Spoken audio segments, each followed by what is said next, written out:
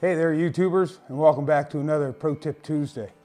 Today I'd like to talk to you about the Portland Hitch. For anybody that's never heard about the Portland Hitch, I'll give you a little bit of history on it. So the Portland Hitch originated in the Portland Creek on the northern peninsula of Newfoundland. And how it got started, when the Europeans first started coming over here with fly fishing gear and showing it to the local people, we're talking like early 19th century, the local people in Newfoundland didn't fish with fly fishing gear. It wasn't, fishing was mostly for sustenance. Most people didn't do it for recreation, so that came later on. And when the Europeans first come over, they gave the local people some of the flies that they used in Europe and you know, on the Scottish rivers and the English rivers and stuff like that. And these flies back then, as most of us know, traditionally had blind eye hooks. So they had silk gut eyes on them. And over time, the silk gut would get brittle and it would break. And the local people had no means of repairing these or tying any new ones. So what they came up with was to tie half hitches or a series of half hitches behind the head of the fly, which would secure the leader to the fly and make it able to fish.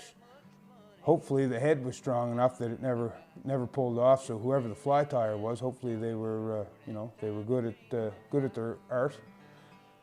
With that, what they ended up discovering was when they hitched these flies behind the head, it would cause the fly to wake on the surface and cause a wake, and it would V. So the head of the fly would actually stick out of the water and look different than any other fly that you had already fished that day or whatever.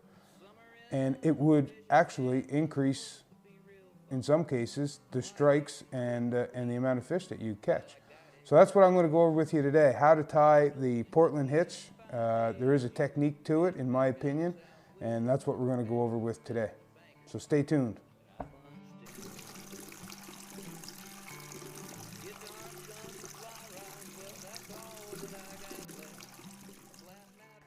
All right, folks, so let's get into it here. Basically, with there's lots of ways to tie a fly on. You have a clinch knot, you have a turtle knot, you have a cray knot. There's oodles of them. I'm not going to get into that, but I do wholeheartedly believe that when fishing the hitch, you have to use a clinch knot. So I'm just going to tie on a quick clinch knot here. I'm not going to go over how to tie that. I think most people generally know the basics of tying a clinch knot. So I'm just going to get that cinched on there. I am using 25-pound fluorocarbon here, which is a little heavier than what I would normally fish, but for camera purposes, I want to be able to, I want you guys to be able to see that leader and see what I'm doing on there. So if you're fishing river right or river left, it really does depend on how you tie or where you position the hitch. So if you're fishing on, no matter which side of the river you're fishing on, you want to take the fly and you want to face it upriver.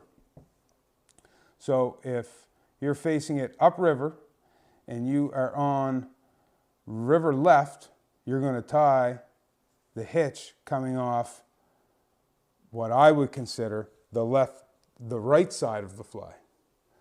But for lack of confusion, wherever you're standing on the river, face the fly upriver, and you're going to want the hitch on the side facing you. Some people will tie the hitch directly 90 degrees off the side of the fly. Some people will tie it off the bottom. Excuse me. Personally, myself, I split the difference. So one thing that's very important is take that clinch knot and slide it down to the side of the fly in which you're about to tie the hitch onto. Simply make a loop, come behind the head of the fly, pinch the leader there with your opposite index finger, cinch it tight or secure, and then once you get that knot positioned at, in this case, is going to be the 7, 8 o'clock position, you're going to just cinch that down like so. Now that's cinched down on top of your wing and your throat.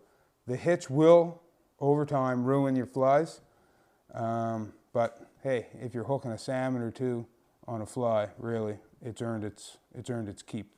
So If you happen to cross over and you switch sides, you simply just slack that loop off, slide your clinch knot to the opposite side, and then cinch down in the 4 to 5 o'clock position, and you're ready to start fishing from the opposite side of the river. I have seen days where the fishing's been tough, pool is full of fish, sometimes stale fish, sometimes these are fresh fish. But I've seen fish that just will not take, and when you switch and tie on your hitch, I've seen fish take. I've seen multiple fish take. I do believe in the right time, in the right situation, the Portland Hitch will certainly increase your fishing. So if you try this from time to time, when the fishing gets tough, you will catch more fish and you will see better success. And that's your pro tip for this Tuesday.